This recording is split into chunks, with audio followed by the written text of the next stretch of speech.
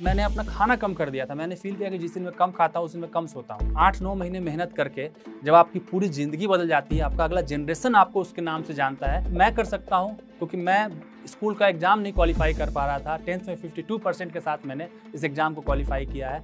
10 साल मैंने नौकरी करके इस एग्ज़ाम को क्वालीफ़ाई किया है, तो कोई भी कर सकता है। अगर मैं अपने एक्सपीरियंस से बताऊँ कि आपको बीपीएससी की तैयारी स्टार्ट करनी है ज़ीरो लेवल से, तो एक हमेशा थ्योरी याद रखिएगा, 70-30 रूल। नमस्कार दोस्तों, मैं राहुल सिन्हा, एसडीएम हूँ बिहार में।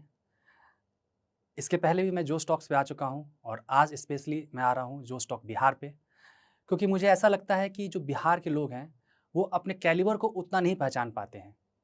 मैंने भी यही किया था। लगभग 10 साल तक मैं इस गलतफ़हमी में था कि कोई भी सरकारी नौकरी एक आम आदमी के बस की बात नहीं है। कोई स्पेशली पैदा होता है जो उसको क्वालीफ़ाई कर सकता है, और सिविल सर्विसेज़ तो मुझे लगता था कि असंभव है। वो जैसे पूत के पाँव पल्ले में दिख जाते हैं, तो सिविल सर्वेंट जो होते हैं वो जन्म के साथ ही उनपे कुछ अलग होता होगा। लेकिन मेरा ये भ्रम टूटा, और वो भ्रम ऐसे टूटा कि एक स्कूल का एक एंट्रेंस एग्ज़ाम देने गया था मैं, जब पापा का मेरा ट्रांसफ़र हुआ, और उसको क्वालीफ़ाई नहीं कर पाया था मैं। तो उस वक़्त से थोड़ा-सा एक कॉन्फिडेंस टूट गया मेरा, और जो कि आगे तक कंटिन्यू रहा। उसके बाद से एक प्राइवेट कॉलेज से मैंने अपना बीटेक किया। फिर से कुछ करने की चाह थी, सभी बच्चे उस समय एमबीए की तैयारी कर रहे थे, तो मैंने सोचा कि मैं भी एमबीए की तैयारी करता हूँ, और आईआईएम की तैयारी के लिए लग गया मैं। आईआईएम दिया, आईआईएम नहीं हुआ मेरा। फिर एक साधारण सी नौकरी करके मैं अपना जीवन यापन करने लगा, और अंदर ही अंदर वो चोट जो थी, जो बचपन से लगती आ रही थी, वो कचोट रही थी कि यार प्रूफ तो करना है। जैसा कि पहले भी बता चुका हूँ कि एक समाज में एक मोहर लग गया था कि कुछ बड़ा नहीं कर सकता हूँ, एवरेज भी नहीं कर सकता हूँ, बिलो एवरेज वाला जो एक स्टैम्प था वो लग चुका था मेरे ऊपर। जब रिजल्ट नहीं आ रहा था, तो सबसे ज़्यादा जो टॉर्चरिंग बात हम सबको होती है कि रिश्तेदार और समाज का जो ताना होता है, वो झेलना बड़ा मुश्किल हो जाता है। और खुद से ज़्यादा आपके परिवार को झेलना पड़ता है, आपके पापा-मम्मी को झेलना पड़ता है। आप तो उतने मैच्योर नहीं रहते हैं, लेकिन जो पापा-मम्मी जिस दौर से गुज़रते हैं, क्योंकि मुझे याद है आईआईटी उस वक़्त जो तैयारी का था, वो कोटा नया-नया स्टार्ट हुआ था। 3-4 साल ही हुए थे कोटा को स्टार्ट हुए, और मेरे पापा ने उतना लीड लिया कि अपने बच्चों को कोटा भेजें। और कोटा के बाद जब नहीं हुआ, तो सबने बोलने लगा कि यार इससे अच्छा तो यहीं तैयारी करवा लेते हैं। नहीं होता है कि आपके डिसीजन से ज़्यादा आपके पेरेंट्स को क्रिटिसाइज़ किया जाता है, और उन सब चीज़ों को देख के जो मेरे दिल पे गुज़र रही थी, मुझे लगता था ऐसा कुछ सुपरमैन बन के आऊँ और प्रूव कर दूँ कि हाँ, मैं कर सकता हूँ। लेकिन वो विश्वास नहीं था मेरे अंदर। एक तो वो है कि बिहार के बच्चे ऑलरेडी अंडर प्रिविलेज होते हैं, उतनी रिसोर्सेज़ नहीं होती है हमारे पास, और उसके बाद से जब इतना अनसक्सेस मिलता है, इतने समाज के ताने मिलते हैं, तो हम वो सोच ही नहीं पाते हैं कि हम जीवन में कुछ बड़ा कर सकें। कोई अगर करता है तो लगता है कि नहीं, ये इसके पास कुछ स्पेशल पावर्स होंगे या स्पेशल गॉड गिफ्टेड होगा। एक साधारण आदमी ये नहीं कर सकता है, और मेरा भी यही मानना हो चुका था कि मैं कुछ एक्स्ट्रा ऑर्डिनरी नहीं कर सकता हूँ। एक सिंपल जीवन जीना है, और उसके बाद शादी हो गई, अरेंज मैरिज हो गया, एक जो नॉर्मल जीवन होता है। लेकिन वो जो अंदर से वो जो चीज़ थी ना, हमेशा मेरे अंदर आती थी कि नहीं, मुझे करना है, लेकिन कैसे करना है कुछ पता नहीं था। तो जब मैं बैंगलोर में था, एक साधारण सी जॉब कर रहा था, लेकिन मुझे लग रहा था कि नहीं, मुझे कुछ एक्स्ट्रा ऑर्डिनरी करना है, और उसके लिए बस एक ही था कि मुझे कोई भी गवर्नमेंट जॉब क्वालीफाई करना है। लेकिन तब तक मेरी एज 34 हो चुकी थी, और मैं जनरल कैटेगरी से हूँ, तो कोई भी एक एग्ज़ाम नहीं बचता है 32 के बाद। तभी मुझे पता चला कि बीपीएससी है, जिसके थ्रू हम एसडीएम बनते हैं, डिप्टी कलेक्टर बनते हैं, उसमें एज 37 लिमिट है। और उस वक़्त मुझे सिलेबस भी नहीं पता था, बैंगलोर में था, एक फैमिली को अपने लेके चलना था, एक रिस्पॉन्सिबिलिटी थी फैमिली की, सिंगल बैचलर नहीं था कि मैं सब कुछ छोड़ दूँ, एक घर चलाना था। उस वक़्त मेरा बेबी होने वाला था, तो उसकी भी रिस्पॉन्सिबिलिटीज़ थी मेरे पास। इतना सब कुछ होने के बाद मैंने सोचा कि नहीं, इस बार करते हैं, अभी नहीं तो कभी नहीं वाला कंडीशन था। उसके बाद मैंने सिलेबस देखा, यूट्यूब से गाइडेंस लिया, क्योंकि बैंगलोर में बीपीएससी से रिलेटेड आपको कोई गाइडेंस नहीं मिल सकता है। यूपीएससी से रिलेटेड कुछ मिल भी सकता है, लेकिन बीपीएससी से रिलेटेड ना किताब मिलता है, ना गाइडेंस मिलता है, कुछ भी। तो मैंने सब कुछ तैयारी किया, और उसके बाद मैंने पढ़ना स्टार्ट किया। और जब भी आप तैयारी स्टार्ट करते हैं, कोई भी जीवन में कुछ नया आप स्टेप लेना चाहते हैं, तो बहुत सारी मुश्किलें आती हैं। मुझे ऐसा लगता है कि ऊपर वाला हमारा टेस्ट लेता है कि हम क्या पूरे मन से आए हैं कि नहीं है। तो मेरे साथ भी ऐसी कुछ कंडीशंस वहाँ आने लगी। मैं जिस जॉब में था, वहाँ मुझे कंप्यूटर का एक्सेस था, तो कंप्यूटर पे कुछ पढ़ लेता था। उसके बाद मेरा ट्रांसफ़र वहाँ से हो गया। ऐसी जगह हो गया जहाँ कंप्यूटर का एक्सेस नहीं था मुझे। तो मैंने उस समय खुद से एक अपना एक मेथड निकाला कि जो भी मैं रात में पढ़ूँगा, वो दिन में अपने ऑफ़िस में मैं रिवाइज़ करूँगा। एक वो भगत सिंह की लाइन मैंने पढ़ी थी कि तुम मेरे शरीर को बाँध सकते हो, मेरे दिमाग को नहीं। तो मैंने वही चीज़ अपनाया अपने लाइफ़ में कि रात में मैं पढ़ता था और दिन भर उसको रिकॉल करता था। और वो ब्लेसिंग इन डिस्गाइज़ वाला चीज़ हुआ, और मेरे दिमाग में वो चीज़ स्टोर होने लगा। और भी कई कठिनाइयाँ आई। मेरी सैलरी वहाँ पर रुक गई थी क्योंकि मैं छुट्टी बहुत ले रहा था।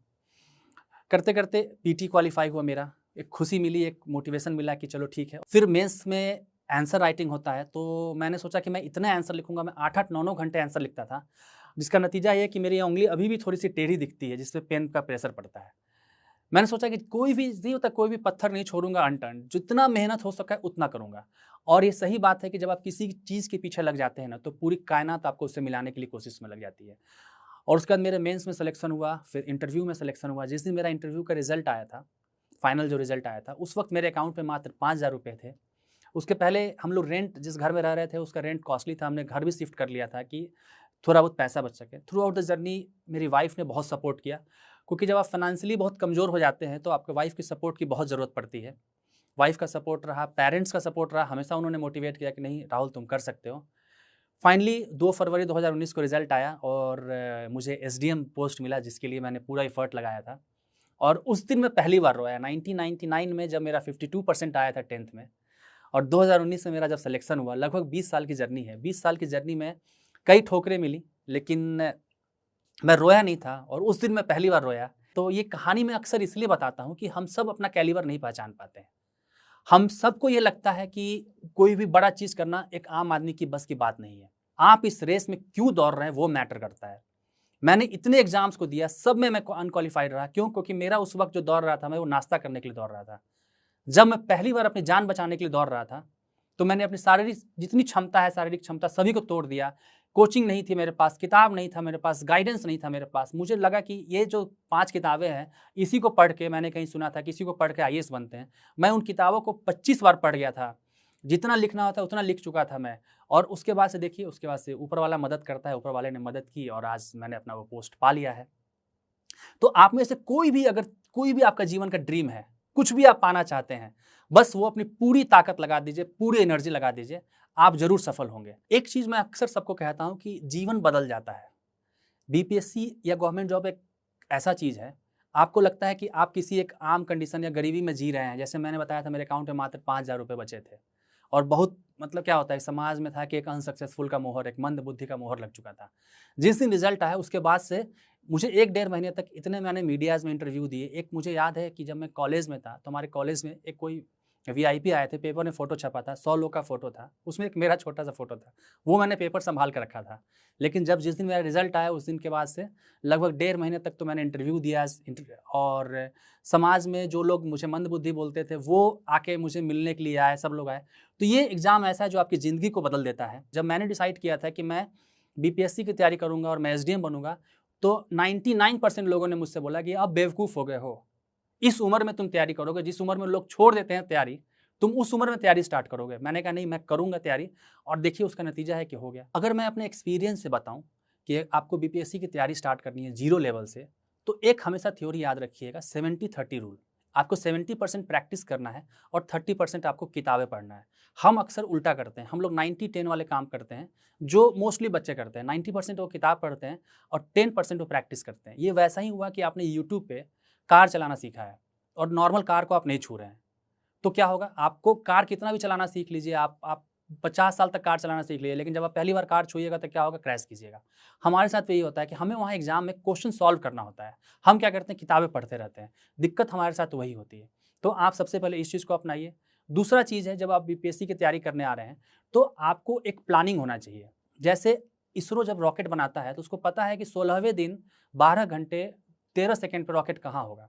वैसे आपको पूरी प्लानिंग कर लेनी है कि आपका जितना सिलेबस है, उस सिलेबस को आप छोटे-छोटे टुकड़ों में बना लीजिए कि इस टुकड़े को मुझे इस दिन पढ़ना है। जैसे मैंने किया था, मैं अपना ही एक्सपीरियंस आपसे शेयर कर रहा हूँ, ये कोई हाइपोथेटिकल बात नहीं है कि आपको सिलेबस पता होना चाहिए कितना सिलेबस है। उस सिलेबस को आप छोटे-छोटे टुकड़ों में बना लीजिए कि इस पोर्शन को मुझे इस दिन कंप्लीट करना है, इस पोर्शन को इस दिन कंप्लीट करना है, इतना मुझे इस दिन प्रैक्टिस करना है। जैसे मैंने बनाया हुआ था कि मुझे 200 क्वेश्चन सॉल्व करना है मिनिमम, तभी मैं रात को सोऊँगा। जब मेंस की बात चल रही थी, तो मैं मेंस के समय मैंने अपना टारगेट बनाया हुआ था कि मुझे कम से कम 2 घंटे, मिनिमम 2 घंटे, चाहे कितना भी बिजी शेड्यूल हो, मिनिमम 2 घंटे मुझे आंसर लिखना ही है, और मैक्सिमम मैंने 8-8 9-9 घंटे आंसर लिखा हुआ है। तो अपने लिए एक छोटे-छोटे टारगेट्स बनाइए। आपको पता होना चाहिए कि आपका सिलेबस कब कंप्लीट हो रहा है। आपको पता होना चाहिए कि आपने 10,000 क्वेश्चन, एक मैल्कम ग्लैडवेल की थ्योरी है कि जब आप 10,000 बार किसी काम को कर लेते हैं, तो आप टॉप 1% में आ जाते हैं।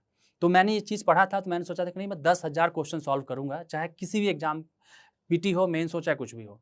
तो मैंने उस चीज़ को किया और मुझे सफलता मिली। तो आप भी एक बनाइए कि मुझे 10,000 क्वेश्चन मिनिमम सॉल्व करना है और आपका एक-एक प्लानिंग होना चाहिए। जैसे आप, अभी हम अक्टूबर की बात करते हैं, तो आपका 15 दिसंबर के दिन आपका कौन-सा पोर्शन कंप्लीट होना चाहिए, 15 फरवरी को कौन-सा कंप्लीट होना चाहिए, ये सब चीज़ आपके पास पहले से प्लानिंग होना चाहिए। अक्सर बच्चे जो सेल्फ स्टडी में गलती ये करते हैं, एक सब्जेक्ट पढ़ते रह जाते हैं, फिर डिमोटिवेट होकर बाहर हो जाते हैं, क्योंकि उनको पता ही नहीं होता कि आगे करना क्या है। तो आपके पास प्लानिंग पूरी होनी चाहिए और उसके बाद आपको प्रैक्टिस, क्योंकि मैं बार-बार कहता हूँ, प्रैक्टिस ही आपको जो है, वो लाइन है कि practice makes a man perfect, वो बहुत सही लाइन है। आप प्रैक्टिस कीजिए, 70% प्रैक्टिस कीजिए, आप ज़रूर सफल होंगे। अगर मैं बात करूँ कि सेल्फ स्टडी करना है या कोचिंग लेना है, तो देखिए दोनों में अंतर समझ लीजिए। दोनों में अंतर ये होता है कि जैसे आप सीढ़ियों पे चढ़ते हैं, तो बगल में एक रेलिंग होती है। कोचिंग वो रेलिंग है। अगर आप खुद से चल सकते हैं रेलिंग बिना पकड़े हुए, तो बहुत अच्छी बात है। लेकिन अगर आपको लगता है कि मुझे गाइडेंस चाहिए, गाइडेंस का मतलब क्या होता है कि मुझे सिलेबस कंप्लीट करने में, जैसे कि मैं बात कर रहा था अभी, कि कभी-कभी हम हिस्ट्री ही पढ़ते रह जाते हैं 2 महीने तक, बाकी पोर्शन छोड़ देते हैं। फिर हमें लगता है कि जा ज्योग्राफी मेरा, हिस्ट्री रह गया, फिर आपको प्रेशर बनता है। तो अगर आप खुद से प्लानिंग कर सकते हैं, तो सेल्फ स्टडी से बेस्ट कुछ भी नहीं है, क्योंकि इसमें जो सिलेबस है, वो मोस्टली क्लास 6 से 10 तक की एनसीईआरटी से है। तो क्लास 6 में एक बच्चे की उम्र कितनी होती होगी? 12-13 साल, 14 साल। तो 14 साल के जो बच्चे के लिए किताबें बनाई गई हैं, वो हमें पढ़ के समझना है। तो उसके लिए अगर आप खुद से प्लानिंग कर सकते हैं तो अच्छा है, लेकिन अगर आपको लगता है कि आप एक अच्छे प्लानर नहीं हैं, आप बार-बार अपने ट्रैक से डिरेल हो जाते हैं, तो आप कोचिंग ले सकते हैं जस्ट फॉर गाइडेंस, कि मुझे वो सिंक होता रहे मेरी चीज़ें। लेकिन आप टेस्ट सीरीज़ ज़रूर लीजिए। टेस्ट सीरीज़ से क्या होता है कि आपको अपना लेवल पता चलता है। हिंदी में कहेंगे तो आपको अपनी औकात पता चलती है कि आप कहाँ पे हैं। आपको अपनी रैंक पता चलती है कि आप कितने रैंक पे हैं और कैसे इंप्रूव करना है। और डेली देखिए, एक और है कि जो पत्थर पे जब हम रस्सी को रगड़ते हैं, तो निशान आ जाता है, जब हमने सबने देखा है। लेकिन क्या आपको 1 बार 2 बार रगड़ने से वो निशान आएगा? कभी नहीं आएगा। 100 बार रगड़ने से निशान आएगा? नहीं आएगा। इसका क्या मतलब है? कोई फ़र्क नहीं पड़ रहा है। फ़र्क पड़ रहा है, लेकिन फ़र्क दिखता नहीं है। तो आप हर एक क्वेश्चन जो आप सॉल्व करते हैं, उससे आपका जो नॉलेज का लेवल है, उससे आपका जो प्रिपरेशन का लेवल, वो बढ़ रहा है, लेकिन उस वक़्त नहीं दिखेगा वो। इसीलिए हर दिन आप कोशिश कीजिए कि मुझे अपने आप को और इम्प्रूव करना है। और एक और मेरी जो थ्योरी थी कि मैंने अगर 100 क्वेश्चन सॉल्व किए, अगर 70 क्वेश्चन मुझसे नहीं बने, तो मैं खुश होता था। मुझे 70 ऐसी चीज़ें जानने को मिल रही हैं जो मैं नहीं जानता हूँ। तो वो उस अप्रोच पे आप भी काम कर सकते हैं कि 70 ऐसी चीज़ें आपको एग्ज़ाम से पहले मिल गई, जिसको आप नहीं जानते थे, उसको और मुझे इम्प्रूव करूँगा और उसमें अपने आप को बेटर करूँगा और इंश्योर करूँगा कि जीवन में ये 70 क्वेश्चन में दोबारा अगर मेरे सामने आता है, तो मैं मिस ना कर सकूँ। और अगर आपके पास बहुत ही कंस्ट्रेन है, फैमिली को भी लेके चलना है, रिस्पॉन्सिबिलिटी है, तभी जॉब छोड़िए, नहीं तो जॉब के साथ भी कर सकते हैं। जो मेरा मेथड है, रिकॉल वाला मेथड, कि आप रात में जो पढ़ रहे हैं, रात तो आपका है। और दूसरी चीज़ है कि हम अपने सोने को टाइम को कर्टेल कर सकते हैं। मैंने भी ये किया था, क्योंकि वो जो टाइम हमारा 7 घंटे, 8 घंटे सोने वाला है, उसको अगर आप कम करते हैं, तो आपके पास 2-3 घंटे एक्स्ट्रा मिल जाते हैं और वो 2 घंटे वो बहुत बेनिफिशियल होते हैं। पहली चीज़ को आपके कॉन्फिडेंस को बढ़ाता है कि मैं कम सो रहा हूँ। मुझे उस चीज़ की फीलिंग थी कि मैं पिछले 9 महीने, 8 महीने से कम सोया हूँ, तो मेरा सिलेक्शन क्यों नहीं होगा? वो आपको कॉन्फिडेंस लाता है। जो लोग मुझसे पूछते हैं कि कॉन्फिडेंस नहीं आता है तैयारी में, वो इसलिए नहीं आता है कि आप उतना कॉस्ट पे नहीं कर रहे हैं उस चीज़ के लिए। मैंने अपना खाना कम कर दिया था, मैंने फ़ील किया कि जिस दिन मैं कम खाता हूँ, उस दिन मैं कम सोता हूँ। तो ऑटोमेटिकली मेरा खाना कम हो गया था कि मैं कम खाऊँ, तो कम सोऊँगा और मैं ज़्यादा पढ़ सकूँगा। कुछ लोग पूछते हैं कि सर, क्या एक किताब पढ़ने से हो जाएगा? मेरा ये मानना था कि मुझे और कुछ छूट तो नहीं रहा है। वो वाला आप अपने अंदर एटीट्यूड लाइए, मेहनत करना है। 9 महीने, 8-9 महीने मेहनत करके जब आपकी पूरी ज़िंदगी बदल जाती है, आपका अगला जनरेशन आपको उसके नाम से जानता है, थोड़ा-सा कदम निकालिए बाहर। जॉब के साथ भी कर सकते हैं, मैंने जॉब के साथ किया है, मैंने फैमिली के साथ किया है। अगर मैं कर सकता हूँ, क्योंकि मैं स्कूल का एग्ज़ाम नहीं क्वालीफाई कर पा रहा था, 10th में 52% के साथ मैंने इस एग्ज़ाम को क्वालीफाई किया है। 10 साल मैंने नौकरी करके इस एग्ज़ाम को क्वालीफाई किया है, तो कोई भी कर सकता है। एक और एक घटना बताना चाहता हूँ कि जब मैंने पहली अपनी जॉब की, तो मेरी जो जॉब थी वो मोल्डिंग कंपनी में थी। मैं मैकेनिकल इंजीनियर हूँ और वहाँ फर्नेस के पास हमें काम करना पड़ता था। वहाँ का टेम्परेचर था 70-75 डिग्री सेंटीग्रेड। 15 मिनट में पूरा शरीर पसीने से भीग जाता था। तो मैंने बोला कि यार, ये तो बड़ा ख़राब है। मतलब हमें कॉलेज में लगता था कि निकल के जॉब करेंगे तो लाइफ़ चेंज हो जाएगी, अपने हिसाब से रह सकते हैं। तो कुछ सीनियर ने बोला कि लाइफ़ यही है राहुल। तो मुझे उस दिन लगा कि यार, ये तो उन्होंने कहा कि यार, तुम क्या समझते थे कि एसी में बैठ के साइन करना होता है, वो लाइफ़ है? मुझे उस दिन लगा कि यार, ये लाइफ़ तो नहीं हो सकती है। और मुझे वो भी मौका मिला कि जब एसी में बैठ के सिर्फ साइन करना होता है, तो आपकी मेहनत पे डिपेंड करता है। लाइफ़ वो नहीं है कि जो आपको मिल रहा है, लाइफ़ वो है जो आप बनाते हैं। और वो कैसे बनाते हैं? सिर्फ अपनी मेहनत से बनाते हैं। तो जो भी डिसीज़न लेना चाहते हैं आप लाइफ़ में, जो भी आपका ड्रीम है, हो सकता है आपका ड्रीम बीपीएससी नहीं हो सकता है आपका ड्रीम हो कि मैं ऑडी कार खरीदूँ, वो भी आप अचीव कर सकते हैं। बस आपको थोड़ा सा मेहनत करना है और अपने कंफर्ट जोन से बाहर निकलना है। कोई भी जीवन में परेशानी हो, या तो सफलता मिलता है या एक्सक्यूज़ मिलता है। एक्सक्यूज़ क्या होता है कि यार मेरे साथ तो मेरी कहानी कंडीशन अलग है, मेरे साथ तो ये समस्या है, मेरे साथ तो वो समस्या है, जो मैं आज तक देता आ रहा था। लेकिन जब क्वालीफाई किया तो मेरे साथ भी सारी समस्या थी। मेरी वाइफ़ प्रेग्नेंट थी, हम लोग बैंगलोर में रह रहे थे, बैंगलोर बहुत कॉस्टली शहर है, मेरी सैलरी रुक गई थी, मेरे पास अर्निंग खत्म हो गई थी, किताबें नहीं थी बैंगलोर में, कोचिंग नहीं था बैंगलोर में, लेकिन तब भी मैंने क्वालीफाई कर लिया। क्यों क्वालीफाई किया? क्योंकि उस वक़्त मुझे लगा कि अभी नहीं तो कभी नहीं, इसके बाद मेरे पास जीवन में कोई ऑप्शन नहीं बचता है अपने आप को प्रूव करने का। अब अगर मैं बीपीएससी के पैटर्न पे बात करूँ, तो रिसेंटली बीपीएससी ने अपना जो पैटर्न है वो चेंज किया है। और जब भी पैटर्न चेंज होता है एग्ज़ाम में, तो नए लोगों को एडवांटेज मिलता है। क्योंकि अगर पुराने पैटर्न पे चल रहा है, कोई 4 साल 5 साल से तैयारी कर रहा है, तो वो हमेशा आपसे एक कदम आगे रहता है। लेकिन जब पैटर्न चेंज हो जाता है, तो नए लोगों का हमेशा सिलेक्शन होता है। ये यूपीएससी में भी देखा गया है, बीपीएससी में देखा गया है। इसीलिए अगर कोई नया है, तो सब अब सेम लेवल पे आ चुके हैं। और नए वाले पैटर्न में एक सबसे अच्छा एडवांटेज ये है कि अब लॉजिकल क्वेश्चन पूछे जा रहे हैं, वन लाइनर नहीं पूछे जा रहे हैं। वन लाइनर का मतलब क्या होता था, आपको रटना पड़ता था चीज़ें। आपके दिमाग की एक लिमिट है, आप हज़ारों चीज़ें नहीं रट सकते हैं, लेकिन आप कॉन्सेप्ट को समझ सकते हैं। तो अब जो बीपीएससी का पैटर्न है, इसको समझना है। कुछ स्टैंडर्ड किताबें हैं, उन्हीं से पढ़ना है। कोई भी इसमें आपको लाखों करोड़ों खर्च नहीं करना है। टोटल किताबें अगर आपको मैं रफली एक बात करूँ, तो 1000-1500 में सारी किताबें आ जाती हैं। डेली का करंट अफेयर्स आप मोबाइल में आपके फ्री आता है। तो और करना क्या है, बस उसी चीज़ को बार-बार पढ़ना है। 50 किताब पढ़ने से ज़्यादा अच्छा एक किताब को आप 5 बार पढ़ लीजिए, आपका उस पे मास्टरी हासिल हो जाएगी। तो आपको नए वाले पैटर्न में ज़्यादा एडवांटेज है। वैसे गुड न्यूज़ भी है अभी बीपीएससी में कि आपके जो मेंस है उसमें से ऑप्शनल के मार्क्स हटा दिए गए हैं। सिर्फ़ वो क्वालीफाइंग नेचर का हो गया है। पहले अक्सर होता ये था कि कुछ लोग ऑप्शनल में बहुत ज़्यादा नंबर ले आते थे और जिसके कारण वो उनके बाकी जो पोर्शन है उनकी ज़रूरत नहीं पड़ती थी। अब ऐसा हो रहा है कि सिर्फ़ आपके जो जीएस हैं वो सबके लिए कॉमन रहेगा। जैसे उदाहरण बता रहा हूँ मैं, जैसे मेरा फ़िलॉसफ़ी ऑप्शनल है, जिस साल मैंने दिया उस साल फ़िलॉसफ़ी के क्वेश्चन टफ़ आ गए, तो उसमें मार्किंग थोड़ा कम आया। और सोशियोलॉजी का जो था उस साल पेपर आसान आया, तो सोशियोलॉजी से बहुत सारे लोग सेलेक्ट हो गए। तो उसी को देखते हुए बीपीएससी ने अभी ऑप्शनल के मार्क्स को हटा दिया है। अब सिर्फ़ जीएस के मार्क्स जुड़ेंगे और एसए के मार्क्स जुड़ेंगे। तो जीएस में आपको उस सब्जेक्ट का जो है, और जीएस के भी जो क्वेश्चन है वो बड़े लॉजिकल बनाए जा रहे हैं आजकल। तो उसके लिए आपको रटना कुछ भी नहीं है। सब्जेक्ट को अगर आप समझ लेते हैं आसानी से एक बार में, तो उसके बाद आप अच्छे से आंसर लिख सकते हैं। और आंसर राइटिंग के लिए मेरे पास एक जो तरीका है, मैं अक्सर सबसे शेयर करता हूँ कि आंसर राइटिंग है आपके नॉलेज से ज़्यादा आप कैसे प्रेजेंट करते हैं अपनी बातों को। फॉर एग्जाम्पल, आपको खाना प्लेट में दिया गया, प्लेट में आपको चावल के ऊपर से दाल डाल दिया, दाल के ऊपर से सब्जी डाल दिया, सब्जी के ऊपर से अचार डाल दिया गया। उसी चीज़ को आपको प्लेट में अच्छे से प्लेटिंग कर दी गई, चावल अलग, दाल अलग, सब्जी अलग, अचार अलग। तो दोनों को देख के आपको किसको खाने का मन करेगा, जिसमें प्लेटिंग अच्छे से की गई है। तो आंसर राइटिंग वही चीज़ है। आपके नॉलेज से ज़्यादा आप कैसे प्रेजेंट कर रहे हैं अपनी बातों को, वो मैटर करता है। दूसरा चीज़ है कि आप अपने आंसर को कितना प्रेजेंटेबल बना रहे हैं। प्रेजेंटेबल का मतलब क्या होता है, किसी भी आपने अच्छा न्यूज़पेपर या मैगज़ीन को पढ़ा होगा, तो एक पैराग्राफ का एक फ़ोटो होता है। क्यों होता है? कि आप उससे ज़्यादा कनेक्ट कर पाएँ। तो वैसे ही आप अपने आंसर में एक पैराग्राफ अपने आंसर लिखा, उसके बाद एक फ्लो चार्ट बना दीजिए। फिर आपने 2 पैराग्राफ लिखा, उसके बाद एक डायग्राम बना दीजिए। जैसे कि बिहार की बात हो रही तो बिहार का आपने मैप बना दिया। फिर 2 पैराग्राफ आपने और लिखा, फिर एक आपने रेशियो बना दिया कि 30% ये है, 70% वो है, और हर चीज़ पे वहाँ मार्क्स मिलता है। तो आपका 1-1, 2-2 नंबर अगर हर क्वेश्चन में मिल जा रहे हैं, तो वो आपको जो रैंक है वो बहुत ऊपर ले जाता है। तो इन छोटी-छोटी चीज़ों का आप ध्यान रखेंगे तो आपका मेंस आसानी से हो जाता है। फिर इंटरव्यू की बात करते हैं। इंटरव्यू में आपसे आपकी पर्सनैलिटी को, आप उसका इंटरव्यू नाम नहीं है बीपीएससी और यूपीएससी में, उसको बोलते हैं पर्सनैलिटी टेस्ट। आपको अपनी ट्रू पर्सनैलिटी दिखानी है। पर्सनैलिटी का मतलब क्या होता है कि आप कितने अनबायस्ड हैं। जैसे वहाँ कुछ पॉलिटिकल सवाल पूछा जाएगा, तो आप पॉलिटिकल सवाल में आपको ये नहीं बोलना है कि ये पार्टी अच्छा कर रही है, वो पार्टी अच्छा कर रही है।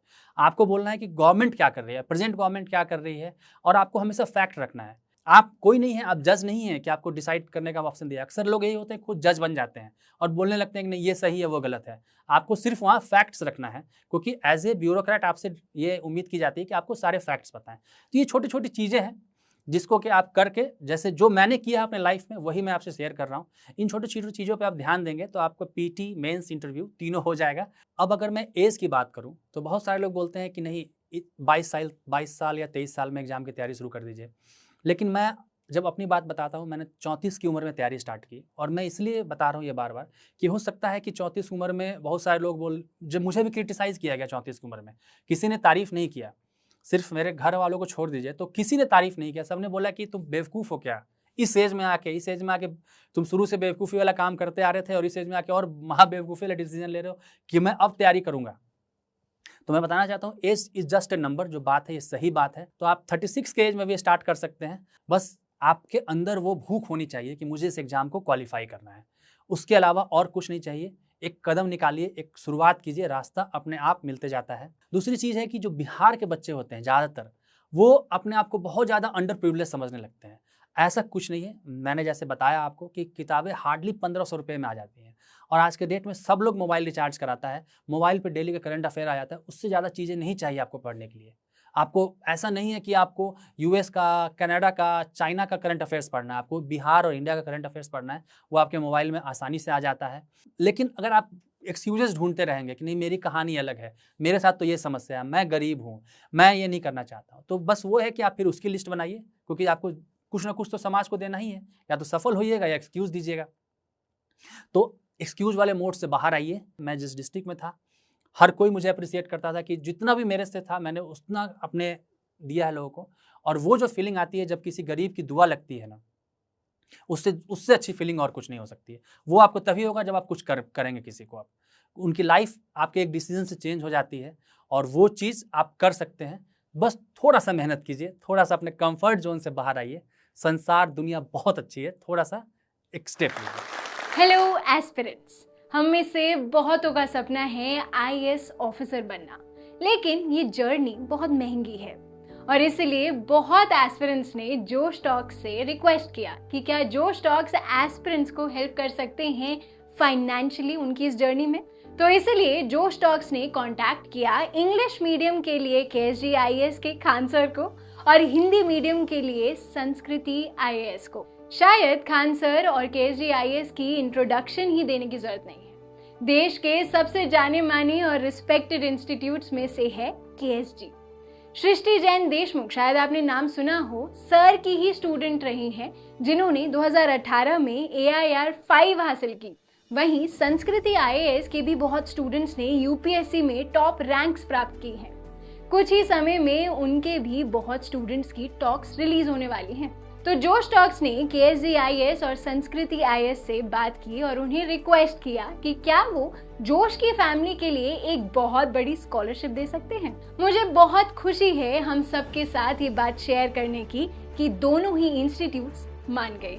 वो जोश की फैमिली के लिए अपने फाउंडेशन कोर्स पे स्कॉलरशिप प्रोवाइड करेंगे, यानी कि वो क्वालिटी की एजुकेशन जिसकी फीस लाखों में जाती थी अब हम अफोर्ड कर पाएंगे।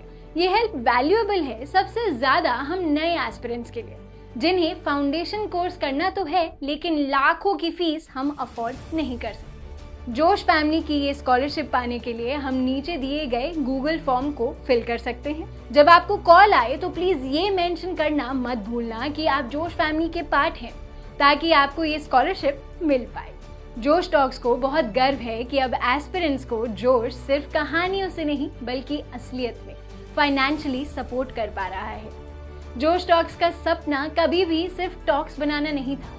जोश का मानना है कि हम सब में एक काबिलियत है अपनी जिंदगी में कुछ बड़ा हासिल करने की, मगर जिंदगी की कुछ परिस्थितियां हमें अपने अंदर के टैलेंट को बाहर नहीं निकालने देती। लेकिन अब कम से कम हमारी फाइनेंशियल स्थिति हमें अपने आईएएस बनने के सपने से रोक नहीं सकती।